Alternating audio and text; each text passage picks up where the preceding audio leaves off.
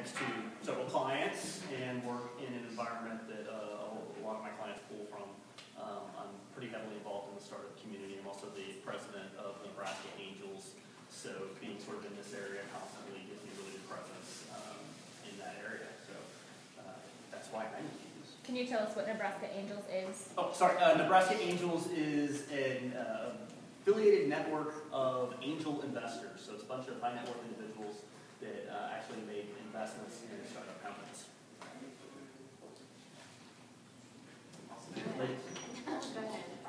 My name is Ben Pankinen. I'm the founder of Social Assurance, and we help banks and brokerages to find new customers using social media platforms.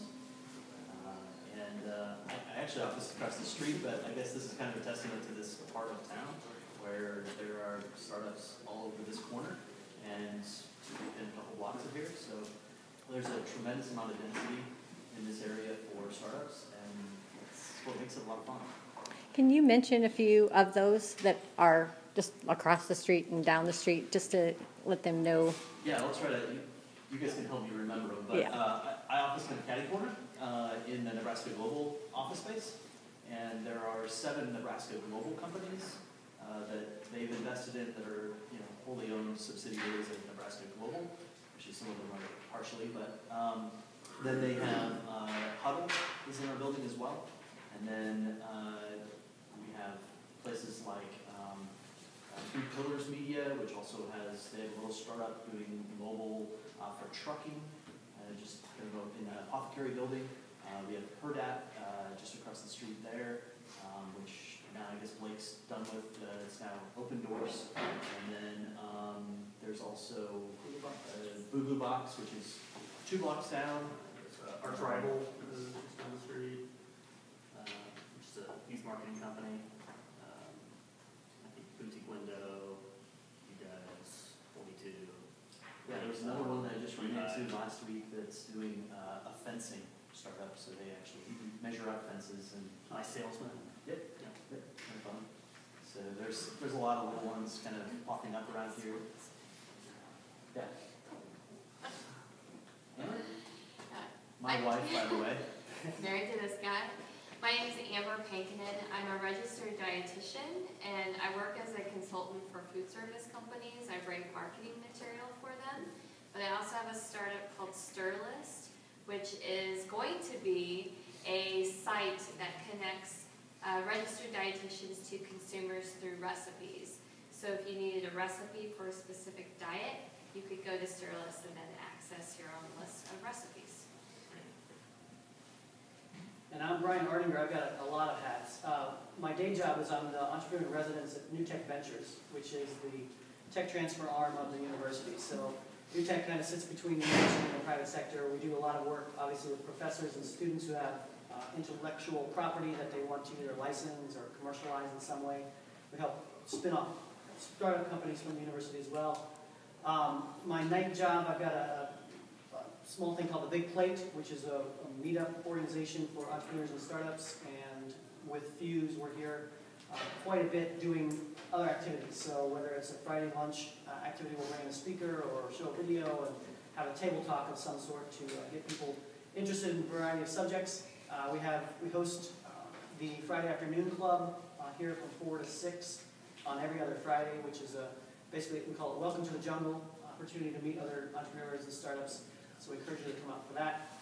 And then the other reason I'm at this particular space is we're going to be launching probably next week, officially, something called NMotion, which is a seed stage startup accelerator, similar to the Techstars model you might have heard of. And the idea is to find 6 to 10 companies every year. We give them a little bit of seed capital, $15,000 in exchange for some amount of equity, 6 or 8%.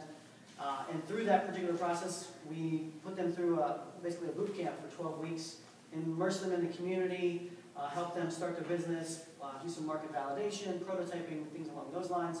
And then at the end, they get a chance to demo days in front of VCs and angels and the folks to get further funding or take their business to the next level. So NMotion is going to be headquartered here.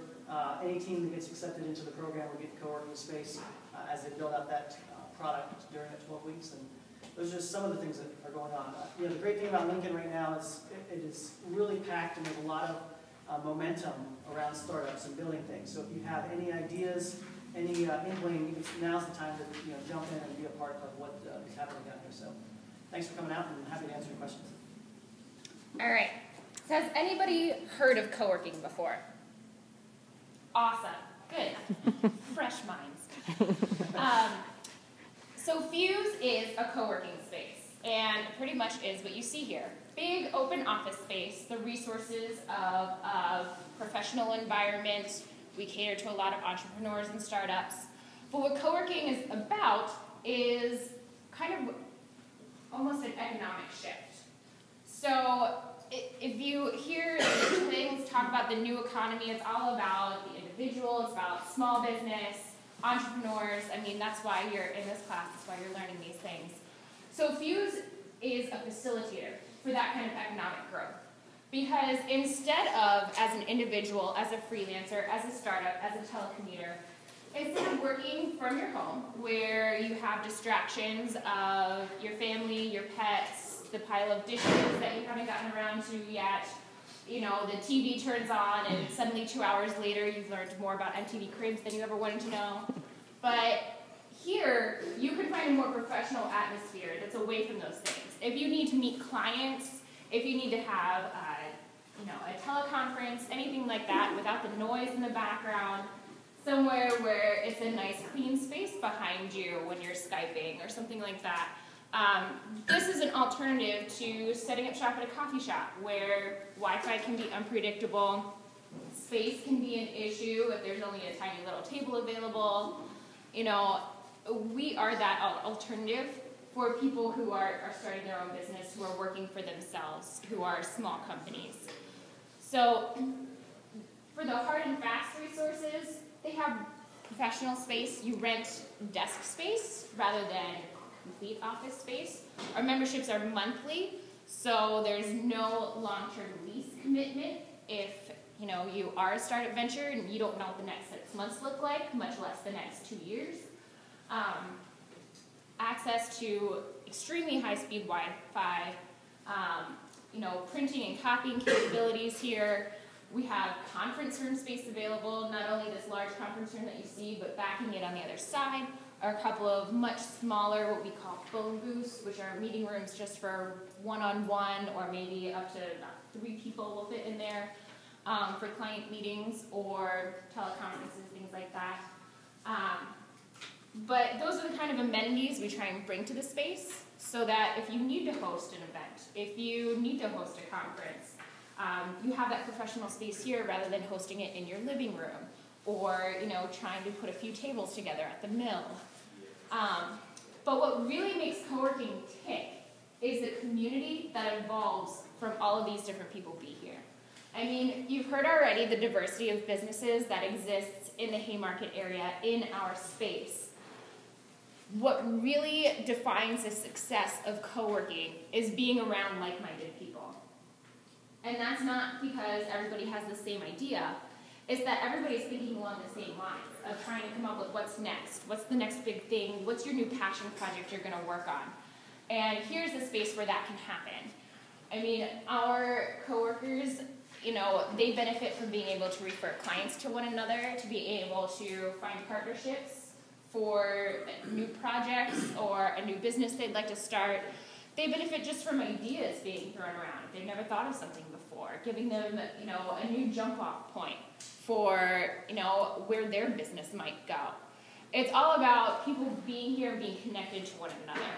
As a freelancer, as an entrepreneur, as, someone who works for themselves, sometimes it's hard to find that community, if everybody is holed up in their home or scattered across coffee shops.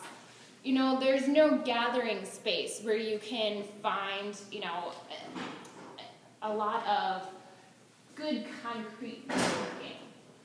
So this is a place where all those kinds of people come together and you're surrounded by the energy of innovation, of finding the next big thing.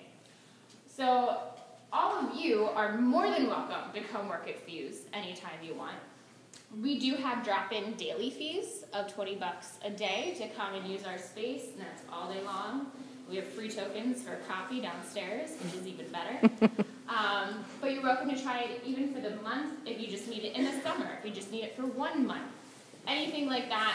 Our goal is to be flexible, to be fluid, to be able to really provide the resources that all of our members need. That being said, if you just want to show up, plug in, at the end of the day, unplug your earbuds and go home, this might not be the space for you. You know, because it's not necessarily that we want you to come take up desk space and pay us for the Wi-Fi. That's great. But what we're really looking for is being part of the community here. That's the whole part of co-working. Anything I should add? So I think part of what's a little bit difficult to understand sometimes is like, what does community mean for a group of startups? And so, you know, you can hang around and talk about community all the time, and you know, what does it mean to be in a space like this? So an example, this week, you know, I happen to be working with banks and brokerages in compliance. So, you know, I read through all these documents and figure out, you know, what can be compliant to say on social media and how do we help educate our banks. So I'm used to that kind of world, but you know, my friend Blake Lawrence from over at HerdApp is across the street. He's got a new startup. He's got a whole bunch of different things going on. And so, you know, I emailed him a week ago and said, hey, by the way, the recruiting changes are completely changing for college athletics. Here's what they say. Here's what you need to change. Like, here's how you could totally exploit a whole new marketplace. It's probably a bigger opportunity than all of the other things you're doing, but here you go. So, I mean, you know, that's not necessarily something that people necessarily wake up and think about that part of their own industry. And the other thing is, you know, when you're working on your own business a lot of times, Anne would say this about me a lot of times, she'll say, you know, you don't make sense about when you're talking about your own business. And which sounds really funny because you're like, oh, I don't understand it. Well, the reality is you're so close to it that a lot of times you're talking in the same jargon that you're used to talking to your customers about. So you forget about things like, you know, nobody knows what FFIEC and FDIC regulations look like. Nor do they care. But, you know, when you have to go make a presentation to someone outside the industry, you need people around you that can help you understand that. So 2 weeks ago, I had to do a pitch competition, and you know, I came over here, and Brian and Amber and a group of entrepreneurs here sat down and said, all right, Ben, you make no sense. You're using terms that we don't understand, and by the way, you're also pretty boring. So, like, here are the things you need to work on. So they're just really practical things that you don't get in a room by yourself. And so, you know, all these group projects that we have in college, and we work on, you know, in these groups, and we get really annoyed because, you know, 3/4 of the group doesn't do anything, and then, you know, there's one overachiever that does it all. But that's the real world, and that's where we live. And so the reality is, until we start working in groups and start collaborating, a lot of those things just don't happen well. So I think that's some of the big appeal to spaces like this, and just figuring out, you know, how do we run through ideas together and figure out, you know, where we can go next. And so to build a scalable business, a lot of times it takes thinking outside of what you know really well. So I think that's kind of hopefully to put a little bit of meat onto what community looks like. And then as far as space, like co-working like this, on my previous startup, I was the third person in. We rented a space that would have been smaller than this entryway. There were 3 of us, then there were 4 of us. And when I started, they had signed the 3-year lease about 6 months prior to me starting, almost. By the end of our 3-year lease, so 2.5 years after I started, we had 23 people. So this space didn't really work anymore. And so we had to go back to our landlord like 4 times and say, okay, is there any more space we can squeeze out of upstairs, downstairs? We even refinished this, basically a closet. We put a window in it to say, okay, I think we can get 4 or 5 people in this big kind of storage closet to be able to, you know, work. So I think that's the big appeal that I see from kind of the early stages, especially when you're 1, 2 people. Just really hard to estimate what the next year looks like, and what the next 3 years looks like is just impossible. So I agree with you about the flexibility, because I think a lot of the people here have more than, we were just talking about this, have more than one job. They may have this, and then this is a second startup for them. And so being able to have the flexibility to not have to be in a certain space, not have to have a financial commitment more than just a little bit at a time. Or if things are going well and I know I'm going to be able to dedicate a lot of time, I can be here when I want to. I think that is another piece that's really, really nice about co-working in a space like these. And I think the final, another thing to add on, we're trying to bring in different types of events or ways to interact and listening to community to understand what's important. So again, maybe bringing in guest speakers, bringing in other educational formats that, hey, maybe you're working and you hear about an interesting topic. Well, rather than just taking lunch and eating by your desk, you can actually partake in something and meet some new people and learn some new things. So that's the other part of the co-working space that we're trying to engage and build up. And an important thing that triggered my mind is, the sense of community, a lot of times sounds really wishy-washy because you have to define it all the time. It's what I studied in